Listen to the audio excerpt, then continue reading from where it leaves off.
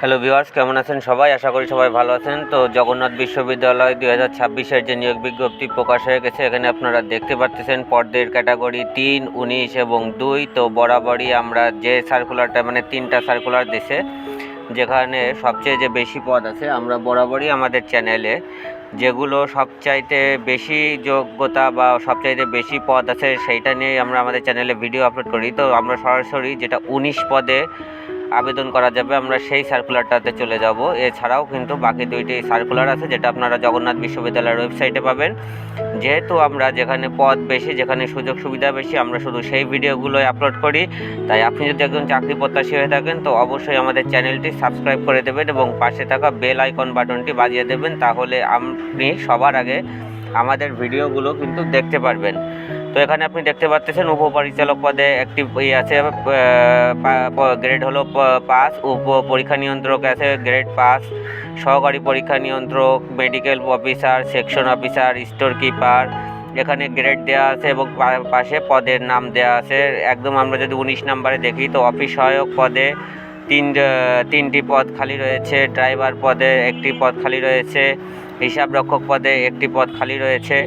তো এখানে যারা আবেদন করবেন, তো এটা হলো জগন্নাথ বিশ্ববিদ্যালয়ের ওয়েবসাইট থেকে অনলাইনের মাধ্যমে আবেদন করতে হবে, বা আপনারা ডাকযোগে সরাসরি করতে পারবেন।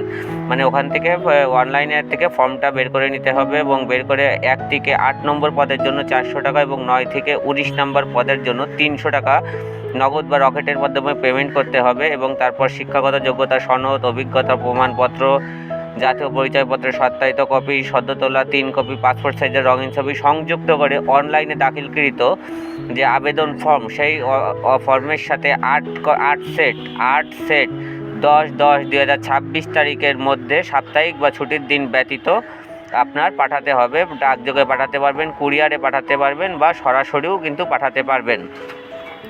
তো আপনারা সম্পূর্ণ নির্ভুলভাবে আবেদনটা করবেন এবং যেহেতু 10 তারিখ দিয়ে আছে, আপনারা 2-5 দিন আগেই আবেদনটা সম্পন্ন করবেন। তা না হলে হয়তো আপনি আবেদন করার সুযোগ নাও পেতে পারেন।